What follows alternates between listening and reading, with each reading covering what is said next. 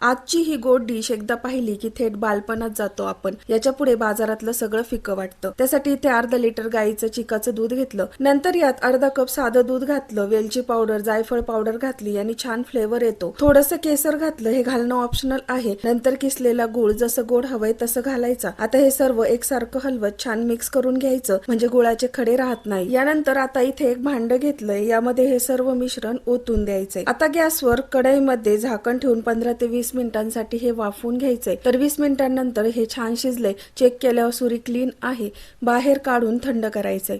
आता हे थंड झालं की सुरीने आवडत्या लहान मोठ्या आकारात याला कापून घ्यायचंय। तर कापताना तुम्ही बघू शकता हे किती छान असं सॉफ्ट झालंय। तर यातली आता एक वडी आपण काढून बघूया, तर मस्त अशी याला जाळी देखील पडलेली आहे।